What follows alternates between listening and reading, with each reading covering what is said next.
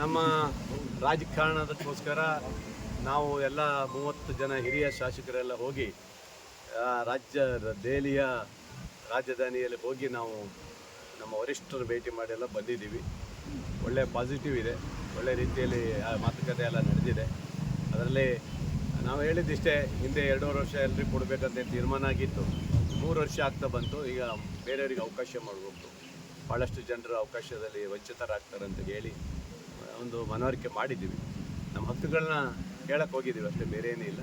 ಕೇಳಿದ್ದೀವಿ, ಬಂದಿದ್ದೀವಪ್ಪ ಅಷ್ಟೇ. Green signal ಸಿಗ್ತಾ ಸರ್? ಗ್ರೀನ್ ಸಿಗ್ನಲ್ ಸಿಗೋ ಚಾನ್ಸಸ್ ಇದೆ. ಬಹುಶಃ ಮುಂದಿನ 15ನೇ ತಾರೀಕು ಅಲ್ಲಿ ನಂತರ ಪ್ರೋಗ್ರೆಸ್ ಆಗ್ಬೋದು ಅಂತ. ಯಾಕಂದರೆ ಎಲೆಕ್ಷನ್ ಇದೆಯಲ್ಲ, ಈಗ ಕೇರಳ ಮತ್ತು ನಮ್ಮ ತಮಿಳುನಾಡು ಎಲೆಕ್ಷನ್ ಇರೋದ್ರಿಂದ ಸ್ವಲ್ಪ ಅದ್ರ ಬಗ್ಗೆ ಚರ್ಚೆ ನಡೀತಾ ಇಲ್ಲ, ಈಗ ಸುಮ್ಮನೆ ಆಗಿದೆ. ಮುಂದಿನ ಎಲೆಕ್ಷನ್ ರಿಸಲ್ಟ್ ಬಂದ ಮೇಲೆ ಏನನ್ನೋದು ಚರ್ಚೆ ಆಗುತ್ತೆ. ಸರ್, ಪಂಚರಾಜ್ಯಗಳ ಚುನಾವಣೆ ಫಲಿತಾಂಶ ಏನಾಗ್ಬೋದು ಸರ್? ಪಂಚರಾಜ್ಯದ ಚುನಾವಣೆ ಚೆನ್ನಾಗಿದೆ. ಕೆಲವು ಏರುಪೇರು ನಡೀಬೋದು ಕೆಲವು ಏರಿಯಾದಲ್ಲಿ, ಕೆಲವು ಕಡೆ ಎಲ್ಲ ಚೆನ್ನಾಗಿದೆ. ಏನು ಅಂತ ವಾತಾವರಣ ಚೇಂಜ್ ಏನು ಕಾಣಲಿಲ್ಲ. ಯಾಕಂದರೆ ಮೋದಿಜಿಯವರು ನೋಡಿದಾರಲ್ಲ, ಮನೆಯೇ ಒಂದು ಸಣ್ಣ ಅಂಗಡಿಗೆ ಹೋಗಿ ಚುರುಮುರಿ ತಿಂದಿದ್ದಾರೆ. ಅಂದರೆ ಲೆಕ್ಕ ಹಾಕ್ಬೇಕಲ್ಲ ನಾವು ಯಾವ ರೀತಿ ಅವ್ರದ್ದು ಇದೆ ಅಂತ ಹೇಳಿ. ಪ್ರೀ ಪ್ಲಾನಿಂಗ್ ಅಂತ ಚರ್ಚೆ ಆಗ್ತಾ ಇದೆಯಲ್ಲ ಸರ್? ಅದು ಹೋದಾಯ್ತು, ಮನೆ ಹೋಗ್ಲಿಕ್ಕೆ ಸಾಧ್ಯ ಇಲ್ಲ. ಅವೆಲ್ಲ ಯಾವುದೇ ಪ್ರೈಮ್ ಮಿನಿಸ್ಟರ್ ಇಳಿದಂಗೆ ಹೋಗಲ್ಲ. ಒಂದೊಂದು ಸರಿ ಕಷ್ಟ, ಅದೆಲ್ಲ ಕೊಡಲ್ಲ.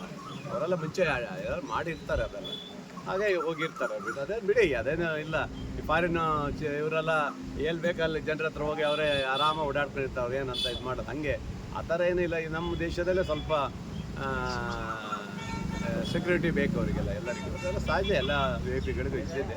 ಬಟ್ ನಮಗೇನು ಆ ಥರ ಇಲ್ಲ. ಆದರೂ ಎಲೆಕ್ಷನ್ ಅಂತ ಬಂದಾಗ ಅದು ಇದ್ದೇ ಇರುತ್ತೆ. ಖಂಡಿತ ನಮಗೆಲ್ಲ ಚಾನ್ಸ್ ಇದೆ. ಸರ್, ಉಪಚುನಾವಣೆ ರಾಜ್ಯದ ಉಪಚುನಾವಣೆ ಹೇಳ್ತಾ ಇದ್ದಾರೆ, ಏನು ಹೇಳಿ? ಖಂಡಿತ ಯಡಿಯೂರಪ್ಪನವರು ಜೈಲಿಗೆ ಹೋಗಿದ್ರು. ಹಂಗಾದ್ರೆ ಅವ್ರು ಆರೋಪಿ ಆಗಿದ್ದಾರಾ? ಯಡಿಯೂರಪ್ಪನವ್ರು ಜೈಲಿಗೆ ಹೋಗಿದ್ರು, ಕಟ್ಟ ಸುಬ್ರಹ್ಮಣ್ಯ ಜೈಲಿಗೆ ಹೋಗಿದ್ರು, ಭಾಳಷ್ಟು ಜನ ಜೈಲಿಗೆ ಹೋಗಿದ್ದಾರೆ. ಹಂಗಾದ್ರೆ BJPಯವರಿಗೆ ಅವರಿಗೆ ಗೊತ್ತಿಲ್ವಾ? ಹಾಗಾದರೆ ಅವರು ಅಪರಾಧಿ ಆಗಿದ್ದಾರಾ? ನೋಡಿ, ಇವೆಲ್ಲ ಕಾನೂನಲ್ಲಿ ಇರ್ತಾವೆ. ಈಗ ಹೈಕೋರ್ಟಿಗೆ ಹೋಗೋಕೆ ಅವಕಾಶ ಇದೆ, ಸುಪ್ರೀಂ ಕೋರ್ಟ್ಗೆ ಹೋಗೋಕೆ ಅವಕಾಶ ಇದೆ, ಅವೆಲ್ಲ ಬರ್ತಾವೆ. ಈಗ ಒಬ್ಬ MLA ತಪ್ಪು ಮಾಡಿದ ತಕ್ಷಣ ಇದಾಗತ್ತಾ? ನಮ್ಮಲ್ಲೇ ಮಾಜಿ ಶಾಸಕರು ಒಬ್ರು ಹೋಗಿದ್ರು, ಹಿಂದೆ ಜೈಲಿಗೆ ಹೋಗಿ ಬಂದವರಿದ್ದಾರೆ. ಹಾಗಾದ್ರೆ ಅವ್ರು ತಪ್ಪು ಮಾಡಿದಾರಂತ ಅರ್ಥನ ಇರುತ್ತಲ್ಲ ಇವೆಲ್ಲ. ಹೀಗೆ ಏನಂದರೆ ಕೇಸು, ಅದರಲ್ಲಿ ಸಾಕ್ಷಿಗಳು ಇವೆಲ್ಲ, ಅದೆಲ್ಲ ಕೋರ್ಟ್ ತೀರ್ಮಾನ ಆಗೋದಲ್ವ. ಯಾವುದೇ ವ್ಯಕ್ತಿ ಯಾರೋ MLA ಜೈಲಿಗೆ ಹೋದ ತಕ್ಷಣವೇ ನಮ್ಮ ಪಕ್ಷದ ಮೇಲೆ ಹಾಕೋಕ್ಕಲ್ಲ ಅದು.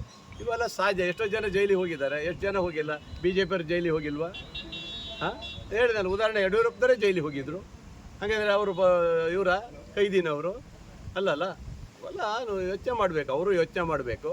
ಎಂಥದ್ದರು ಅಮಿತ್ ಶಾ ಜೈಲಿಗೆ ಹೋಗಿರಲಿಲ್ಲ? ಹಾಂ, ಎಲ್ಲ ಜೈಲಿಗೆ ಹೋಗಿ ಬಂದವರೇ ಇದ್ದಾರೆ.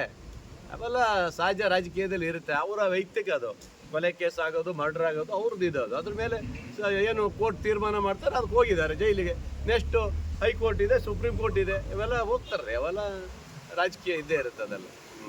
ರಾಜಕೀಯ